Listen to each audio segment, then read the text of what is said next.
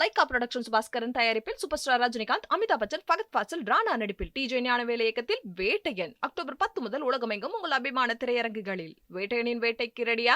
Madurai metro rail திட்டத்திற்கு மத்திய அரசு நிதி ஒதுக்க வேண்டும் என மதுரை எம்பி சு வெங்கடேசன் கூறியுள்ளார்.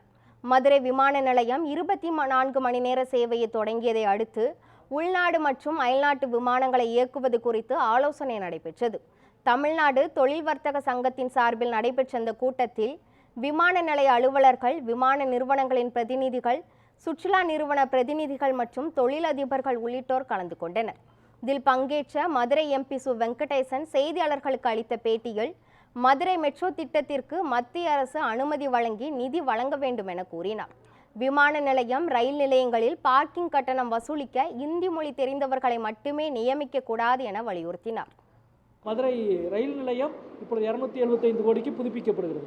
மூன்றாவது மிக முக்கியமானது மதுரை விமான நிலையம் 24 மணி நேர சேவை துவங்கியாச்சு. இனி நம்முடைய கோரிக்கை மட்டுமல்ல, விமான நிறுவனங்களே பல கோரிக்கையை விமானத்துறை அமைச்சர் எடுத்து சொல்லும். ஏன்னா இப்போ அவங்களுக்கு தயாராக இருக்குது களம். இனி அவங்க கூடுதலாக விமானங்களை இயக்க தயாராகுங்க. இதனுடைய அடுத்த கட்டம் நமக்கு மதுரை மெட்ரோ. எனவே மதுரை மெட்ரோ, கோவை மெட்ரோக்கான முன்னெடுப்பை மாநில அரசு துவங்கியிருக்கு.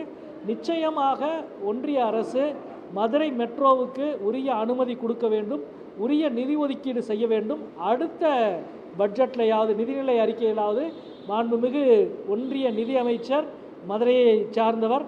எனவே மதுரை மெட்ரோவுக்கு கூடுதலாக அவர் பங்களிப்பை செலுத்த வேண்டும் என்று நினைப்பார் என்று நாங்கள் எதிர்பார்க்கின்றோம். நிச்சயம் அது நிறைவேற வேண்டும் என்பதை நான் கேட்டுக்கொள்கிறேன்.